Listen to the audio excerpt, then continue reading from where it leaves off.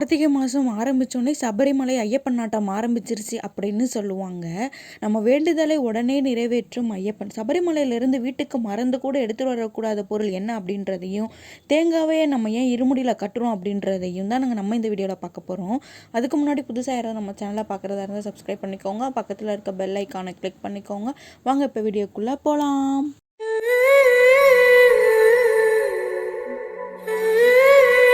கார்த்திகை மாதம் அப்படின்னாலே நம்மளுக்கு ஐயப்பன் பூஜை செய்கிறது, மாலை போடுறது இதான் நமக்கு தெரியும். சபரிமலைக்கு மாலை போடக்கூடியவங்க அந்த காலத்துல எல்லாம் 48 நாட்கள் விரதம் இருந்து பெரிய பாதையில் மலைக்கு போவாங்க.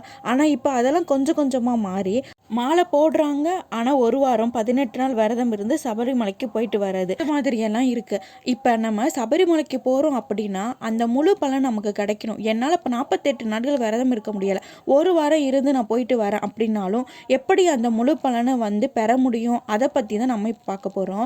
ஐயப்பனுடைய விரதம் நித்திய பிரம்மச்சாரிய விரதம் அப்படின்னு சொல்லுவாங்க. ஒரு காலத்தில் பார்த்தீங்கன்னா ஐயப்பனுக்கு மாலை போடுறவங்கள பார்த்தாலே நமக்கு ஒரு விதமான நடுக்கம் இருக்கும், பயம் இருக்கும். ஏன் அப்படின்னா அவர் ஒரு பிரம்மச்சாரி. அந்த அளவுக்கு அந்த பிரம்மச்சாரியத்தில் ஒரு புனித தன்மை இருக்கும். உணவில் இருந்து தூக்கத்தில் இருந்து எல்லாத்தையுமே திறந்து ஒரு சாமி மாதிரி அவங்க நம்மளுக்கு தெரிவாங்க. இந்த கார்த்திகை மாதத்தில் ஐயப்பனுக்கு மாலை போடணும் அப்படின்னா சனி பகவான், ராகு, கேது பகவானுடைய தொல்லை நமக்கு வராது அப்படின்னு இவங்க 3 பேரும் ஐயப்பன் கிட்ட உனக்கு கார்த்திகை மாதம் மாலை போட்டு வரும் பக்தர்களுக்கு நாங்கள் எந்த தொல்லையும் கொடுக்க மாட்டோம் அப்படின்னு சத்தியம் செய்ததா ஒரு வரலாறும் இருக்கு. அதனாலதான் பார்த்தீங்கன்னா ஐயப்பனுக்கு மாலை போடுற பக்தர்கள் சனி பகவானுக்குரிய கருப்பு நிற ஆடையையும், கேது பகவானுக்குரிய காவி நிற ஆடையையும், ராகு பகவானுக்குரிய நீல நிற ஆடையையும் அணிகிறத ஐதீகம் இருக்கு.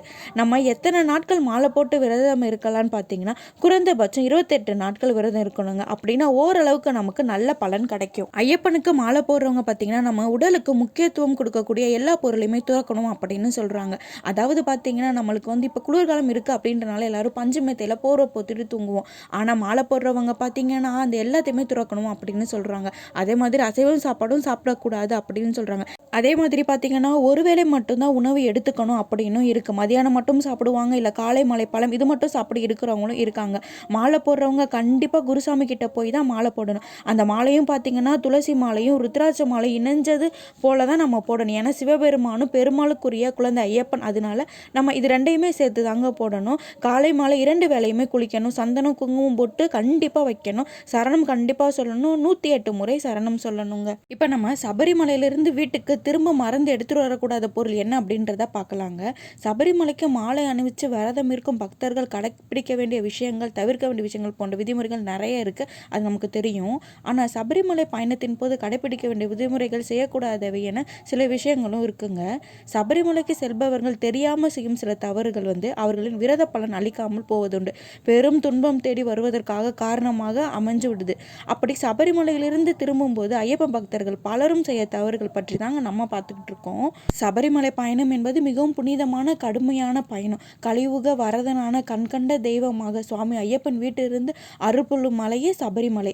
சபரிமலைக்கு மாலை அணிவிச்சு விரதம் துவங்கிய முதல் சபரிமலை யாத்திரை நிறைவு செய்து வீடு திரும்பும் வரையிலான ஒவ்வொருவரும் நம்முடைய வாழ்க்கை உயர்த்துவதற்கான செயல்முறைகளாகும். மாலை அணிந்து விரதம் இருந்து இருமுடி சுமந்து சத்தியமான பொண்ணு 18ஆம் படியில் ஏறி சென்று ஐயப்பனை கண்குளிர கண்டு மனமுருகி வேண்டுபவர்களுக்கு வாழ்க்கையில் ஏற்றம் என்பது நிச்சயம். மனிதன் தெய்வத்தை நெருங்கி செல்வதற்கான வழிமுறையே சபரிமலையின் விரதத்தின் முக்கிய நோக்கம் அப்படின்னு சொல்லுவாங்க. பாவங்களை போக்கும் சபரிமலை அப்படின்னு சொல்லுவாங்க. சபரிமலையின் சன்னிதானம் என்பது ஐயப்பன் பிரத்யட்சமாக குடிக்கொண்டு தவம் செய்யும் இடம். அதனால தான் எத்தனையோ நவீனமயமான ஏற்பாடுகள் செய்யப்பட்ட போதிலும் பம்பைக்கு பிறகு வாகன பயணம் இல்லாமல் கடுமையான காட்டுப்பாதையில் 48 மைல் நடந்தே சென்று ஐயப்பனை தரிசிக்க வேண்டும் என்பது பாரம்பரிய முறையாக தற்போது வரை கடைபிடிக்கப்பட்டு வருது. நம்ம மனிதர்களோட பாவங்கள், கர்ம வினைகள் நீங்குவதற்கே வழிபாட தான் சபரிமலை விரதம் சொல்றாங்க. ஆனால் பலரும் அறியாமல் செய்யும் சில காரியங்கள் அவங்களோட பாவங்களையும் துன்பங்களையும் அதிகரிக்க தான் செய்யுது. சபரிமலைக்கு போற பலரும் செய்யக்கூடிய தவறுல ஒன்று முக்கியமான அங்கிருந்து நம்ம வீட்டுக்கு பார்த்தீங்கன்னா மணி எடுத்துட்டு வரக்கூடாது. சபரிமலை கோவிலில் செல்வதற்கு முன் பக்தர்கள் மளிகைபுரம் அப்படின்ற ஒரு இடத்துக்கு போவாங்க. அங்கே மளிகைபுரத்து அம்மன் அல்லது மஞ்ச மாதாவை வழிபட்டு வருவது வழக்கம். திருமணம் ஆகாதவர்கள், குழந்தை பேர் இல்லாதவங்க, நீண்ட காலமாக தீராத நோயில பாதிக்கப்பட்டு இருப்பவங்க, தீர்க்க முடியாத கடுமையான துன்பங்களில் பாதிக்கப்பட்டவங்க இங்கே வழிபட்டு சென்ற அந்த ஆண்டு சபரிமலை யாத்திரை வருவதற்கான அவர்கள் முக்கிய பிரச்சனைகள் எல்லாமே தீரும் அப்படின்றது நம்பிக்கைங்க. கடுமையான துன்பங்கள்ல இருந்தும் முழுவதும் பிரச்சனைகளிலிருந்து இருப்பவங்க தங்களின் பிரச்சனைகள் குறைகள் தீர வேண்டும் என்பதற்காக வேண்டி தான் மளிகைபுரத்தில் இருக்கும் மஞ்ச மாதாக்கு பின்புறத்தில் பார்த்தீங்கன்னா மணிமண்டபத்தில் மணி கட்டு வருவாங்க. அதை ஒரு வழக்கமாகவே வச்சுருக்காங்க. அந்த மணியை கட்டி வீட்டுக்கு வந்தால் நம்முடைய பிரச்சனைகள் மணிகண்டனான ஐயப்பன் சுவாமி தீர்த்து வைப்பாரு அப்படின்றது எல்லாரோட நம்பிக்கையாகவே இருந்துட்டு வருது. அங்கே மஞ்ச மாதா கிட்ட கொடுக்கும் மஞ்சளில் நம்ம எடுத்துகிட்டு வந்து பெண்கள் நெற்றியில் அணிஞ்சாங்க அப்படின்னா அவங்களுக்கு திருமணம் நடக்கும், குழந்தை பேர் கைகூடும் என்பது நம்பிக்கை. மளிகைபுரத்தில் உள்ள மணிமண்டபத்தில் மணி கட்டுவது சரியான அர்த்தம் தெரியாமல் கோவிலில் இருக்கும் மணியை எடுத்து நம்ம வீட்டுக்கு வந்துடுறாங்க. அப்படி வீட்டுக்கு வந்தால் நமக்கு நல்லது நடக்கும் அப்படின்னு நிறைய பேர் நினச்சிக்கிட்டு அந்த மணி எடுத்துகிட்டு வந்து நம்ம வீட்டு வாசப்படிலையோ இல்லை பூஜை அறையிலோ வைக்கிறாங்க. உண்மையால் யாரோ ஒருவர் வந்து அவரோட குறை அல்லது துன்பம் தீர கட்டிய மணியை நம்ம வீட்டுக்கு எடுத்துகிட்டு வந்தால் அவங்களோட துன்பங்கள் அல்லது குறைகள் அல்லது நோய்கள் அவர்களுக்கு பதிலாக நீங்கள் உங்கள் வீட்டுக்கு அதை எடுத்துகிட்டு வருவதாக அர்த்தங்க. அதனால் கண்டிப்பாக யாருமே சபரிமலையில் கட்டக்கூடிய மணியை கண்டிப்பாக வீட்டுக்கு எடுத்துகிட்டு வரக்கூடாது. அது பார்த்திங்கன்னா நம்மளோட துன்பம் நீங்குவதற்கு பதிலாக அதிகமாகி விடுங்க. தங்களின் துன்பங்கள் நீங்க வேண்டும் என அன்னையிடம் மனதார வேண்டிக் கொண்டு யாத்திரை செல்லும் போது வீட்டிலேருந்து இந்த மணியை வாங்கிட்டு அங்கே போய் கட்டிட்டு வருவாங்க. மாறாக மளிகைபுரத்தில் உள்ள மணி மண்டபத்தில் கட்டிட்டு மணிகளை வீட்டுக்கு கண்டிப்பாக எடுத்துகிட்டு வரக்கூடாது. இப்போ நம்ம இடுமுடி எதனால் கட்டுறோம், அதுக்கு தேவையான பொருட்கள் என்ன அப்படின்றதையும் பார்க்கலாம். ஐயப்பன் என்றாலே அனைவருக்கும் ஞாபகம் வருவது ஒரே விஷயம், இருமுடி. ஐயப்பன் வழிபாட்டில் இருமுடி மிகவும் புனிதமானது. நம்மளோட உடலும் உள்ளமும் தூய்மையாக்கி மன உருகி ஐயப்பனை வேண்டும் பக்தர்கள் ஐயனின் திருமேனி அபிஷேகத்துக்காக நெய் பூஜையும் பொருட்களையும் கட்டி சுமந்து நம்மளோட தலையில் இடுமுடியாக வச்சு கோவிலுக்கு எடுத்து வருவது ஒரு வழக்கம். வீட்டில் வைத்து கட்டும்போது பார்த்திங்கன்னா சபரி வாசனை அங்கே வாசம் செய்வார் அப்படின்னு சொல்லுவாங்க. ஐயப்பனின் அருள் ஒளி வீசும். இடுமுடி கட்டும் நாளை வீட்டை சுத்தப்படுத்தி ஐயப்பன் படத்தில் மலர்களால் அலங்காரம் செஞ்சு படத்தில் முன் நெய் விளக்கேற்றி வைக்கணும். இருமுடி கட்டுவதற்கு நம்ம வந்து குருசாமியை வீட்டுக்கு வரவழைச்சு அவருக்கு பாத பூஜை செஞ்சுட்டு அதுக்கப்புறம் தான் நம்ம வீட்டுக்கு நம்ம கூட்டிகிட்டு வரணும். அது மட்டும் இல்லைங்க, கோவிலில் போய் பொதுவாக ஐயப்பன் கோவில்லையோ வேறு ஏதாவது கோவிலில் கூட நம்ம வந்து இருமுடி கட்டுறதும் வழக்கமாகவும் வச்சுருக்காங்க. இருமுடி கட்டும் பக்தர்கள் பார்த்திங்கன்னா குருசாமியோட அருகில் ஐயப்பன் படத்துக்கு முன்னாடி உட்காருவாங்க. தேங்காயில் நெய் நிறைக்க தொடங்கும் போது நமது பிரார்த்தனைகளோட சாமியே சரணம் ஐயப்பா அப்படின்னு சொல்லிட்டு தேங்காயில் நெய் ஊற்ற ஆரம்பிப்பாங்க. அந்த தேங்காயில் நெய் நிறைஞ்சதும் அதை மூடி சந்தனம் குங்குமம் பூசி ஒரு சிறிய பையில் வைப்பாங்க. அதற்கு காணிக்கை பணமோ அன்னதானத்துக்கு சிறு அரிசியும் வைக்கப்படும். வீட்டில் யாராவது நெய் நிறைக்கணும் அப்படின்னு ஆசைப்பட்டால் அவங்களும் ஒரு நெய் தேங்காய் கொடுப்பாங்க. மற்றொரு சிறு பையில் பார்த்திங்கன்னா பூஜைக்குரிய பொருட்கள் இருக்கும். அதாவது மஞ்சள், பன்னீர், தேன், சந்தனம், வில்வைகள், குங்குமம், விபூதி, ஊதுவத்தி, சாம்பிராணி, கற்பூரம், பேரிச்சம்பழம், உலர்ந்த திராட்சை, முந்திரி, கல்கண்டு, அச்சு வெல்லம், அவுள் பொறி, கடலை, மிளகு, கல்லுப்பு, எலுமிச்சப்பழம், வெத்தலைப்பாக்கு, பாசிப்பருப்பு, வளையல், கண்ணாடி, சீப்பு, இது மாதிரி சில பொருட்கள் வந்து இன்னொரு பக்கம் வச்சுருப்பாங்க. இது எல்லா பொருட்களையுமே வச்சு ஒரு முடிச்சு போட்டு கட்டி வச்சிருவாங்க. இதை தான் இருமுடின்னு சொல்லுவாங்க. இந்த இடுமுடி பையை பக்தர்கள் மலை ஏறும்போது அவங்க தலையில் வச்சுட்டு எடுத்துகிட்டு போயிட்டு 18ஆம் படிக்கு முன்னாடி இதை உடச்சி அதுக்கப்புறம் பார்த்திங்கன்னா ஐயனுக்கு அவங்க கொண்டு போகிற நெய் தேங்காயில் இருக்கிற நெய்யை அபிஷேகம் பண்ணி அதை நம்ம வீட்டுக்கு கொடுத்து விடுவாங்க அப்படின்னு சொல்லுவாங்க. அந்த நெய்யை சாப்பிட்றவங்களுக்கு பார்த்திங்கன்னா தீராத நோய்கள் இருந்தால் கூட அது உடனே தீர்ந்துடும் அப்படின்றது நம்பிக்கை. அந்த காலத்தில் வசதி வாய்ப்பு இல்லாத காலத்தில் பார்த்திங்கன்னா ஒரு முடியில் வந்து அரிசி அவங்க சாப்பிட்றதுக்கான அரிசி தின்பண்டங்கள் எல்லாமே வச்சுருப்பாங்கங்க. தலையில் இருமுடியை சுமந்து வீட்டு வாசலில் தேங்காய் உடைச்சி வீட்டு திரும்பி பார்க்காம தலையில் இடுமுடி கட்டிட்டு மனதில் ஐயப்பனை நினச்சிட்டு புனித யாத்திரை தொடங்குவாங்க. இதனால் ஆண்டுதோறும் வீடுகளில் வந்து சகல ஐஸ்வர்யமும் அதிகரிக்கும், ஆண்டவனின் அருளும் நிறைஞ்சிருக்கும்.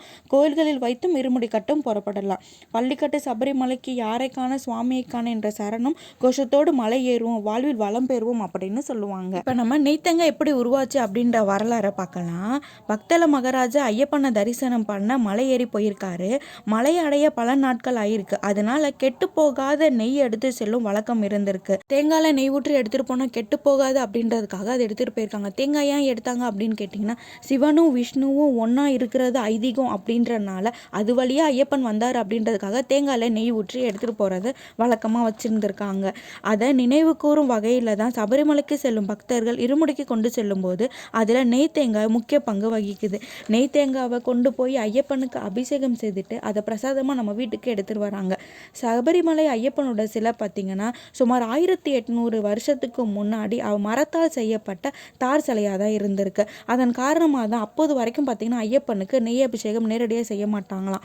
இதனால் ஐயப்பன் பக்தர்கள் கொண்டு போகிற நெய்யை அங்கே இருக்கிற நெய் தோணியில் கொட்டிட்டு வர்றது வழக்கமாக இருந்திருக்கு. இப்போ கூட பார்த்திங்கன்னா பழைய முறைப்படியே பின்பற்றக்கூடிய கேரள ஐயப்ப பக்தர்கள் வந்து சுவாமிக்கு நெய் அபிஷேகம் பண்ணாமல் நெய் தோணியில் கொட்டிட்டு அதுலேருந்து கொஞ்சம் அவங்க வீட்டுக்கு எடுத்துகிட்டு பிரசாதம் எடுத்துகிட்டு வர்றதே வழக்கமாகவும் வச்சுருக்காங்க. இங்கே சபரிமலை ஐயப்பனை பார்த்தீங்கன்னா அவர் யோக நிலையில் தான் இருப்பார். அதனால தான் அவருக்கு யோக பட்டம் அவரோட காலில் கட்டப்பட்டிருக்கு. ஒரு ஐயப்ப பக்தர் இன்னொரு ஐயப்ப பக்தரை பார்த்தாங்கன்னா சரணம் சொல்லணும். ஏன்னா நம்மளுக்கு பணிவும் பக்தியும் வரணும், அதனால தான் அப்படின்னு சொல்கிறாங்க. இந்த உலகத்தில் உள்ள அனைவருமே பார்த்தீங்கன்னா இறைவனோட அடிகளால் அப்படின்றத உணர்த்துவதற்காக தான் சாமியே சரணம் அப்படின்னு சொல்கிறாங்க. யோக பட்டத்தை அணிந்து பிரம்மச்சரியத்தை கடைபிடித்து அந்த ஐயப்பனை வழிபட செல்லும்போது மிக கடுமையான விரத முறைகளை கடைபிடிக்க வேண்டியது இருக்கும். மலைக்கு செல்வதற்கு முன்னாலே உங்களால் முடிஞ்ச அனைவருக்கும் வீட்டில் ஐயப்ப பூஜை செய்து ஒரு 10 ஐயப்ப பக்தர்களுக்கு உங்களால் முடிஞ்ச அன்னத்தை வழங்குனீங்க அப்படின்னா, அதாவது அன்னதானம் வழங்குனீங்க அப்படின்னா அது ரொம்பவே சிறப்புங்க. அன்னதான பிரபுவே இந்த ஐயப்பன் அப்படின்றனால நம்ம அன்னதானம் செய்கிறது இதில் ரொம்பவே அதீத பலனை நம்மளுக்கு கொடுக்கும். இந்த கார்த்திகை மாதத்தில் ஐயப்பனை வேண்டி நம்ம என்ன நினச்சாலும் அதை அவர் நம்மளுக்கு உடனே கொடுப்பாருங்க. கண்டிப்பாக ஐயப்ப பக்தர்கள் இருந்தாங்கன்னா அவங்களுக்கு உங்களால் முடிஞ்ச ஏதாவது உணவு அளிங்க. கண்டிப்பாக நீங்கள் நினச்சது எல்லாமே நிறைவேறுங்க. ஓகே ஃப்ரெண்ட்ஸ், இந்த பதிவு உங்களுக்கு பிடிச்சிருக்குன்னு நினைக்கிறேன். பிடிச்சிருந்தா நம்ம சேனல் லைக் பண்ணுங்கள், ஷேர் பண்ணுங்கள், கமெண்ட் பண்ணுங்கள். புதுசாக யாராவது பார்க்குறதா இருந்தால் சப்ஸ்கிரைப் பண்ணிக்கோங்க. பக்கத்தில் இருக்க பெல் ஐக்கானை கிளிக் பண்ணிக்கோங்க. அப்போ தான் நான் போடுற வீடியோவில் உங்களுக்கு நோட்டிஃபிகேஷனில் வரும். ஓகே ஃப்ரெண்ட்ஸ், பாய்.